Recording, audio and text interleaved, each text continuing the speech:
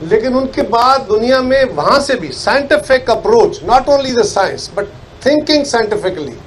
The scientific approach, یہ آپ کو سوسائٹی میں یا سوسائٹیوں کو آگے لے جانے میں کامیاب ہوتی ہے.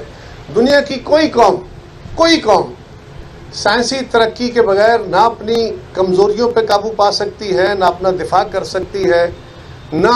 دولت کما سکتی ہے، نہ اپنے لیے سہولتیں پیدا کر سکتی ہے، نہ دنیا میں مہذب قوم کہلوا سکتی ہے. آپ صرف طاقت کے زور پہ دنیا کے لیے عذاب کھڑا کر سکتے ہیں، دنیا میں تباہی کے سامان پیدا کر سکتے ہیں، لیکن یہ سائنس ہے. اور بیٹا سائنس، مجھے آج بہت خوشی، I am very happy Mr Jonathan to be here. I was thinking that there will be some seminar over there or there will be speeches on the science subjects,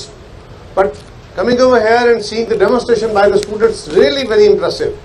اب بیٹا یہ بات یاد رکھو، جو علم صرف پڑھ کے، یعنی موجود علم جو ہوتا ہے آپ اس کو پڑھ کے اگر اسی علم سے اپنے نئے آرگومنٹ کریٹ کرتے ہیں تو وہ کوئی علم نہیں ہے، وہ کوئی کنسٹرکٹیو علم نہیں ہے. کنسٹرکٹیو علم وہ ہے جو آپ پروف کرتے ہیں، ٹیسٹ کرتے ہیں، اس کے انالیسس کرتے ہیں، اور یہی کمال سائنس کا ہے، سائنٹیفک اپروچ کا ہے. سائنٹیفک اپروچ دنیا میں جہاں جہاں آئی، جہاں جہاں سائنس پروموٹ ہوئی، پروو ہوئی، اس کا کمال یہ ہے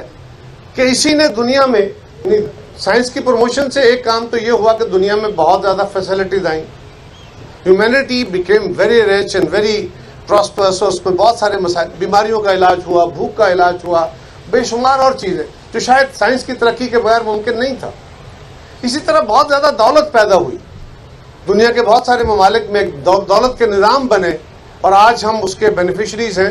بھلے ہم اس میں کنٹریبیوٹر کم ہو اور اس کے بینیفیشری زیادہ ہوں،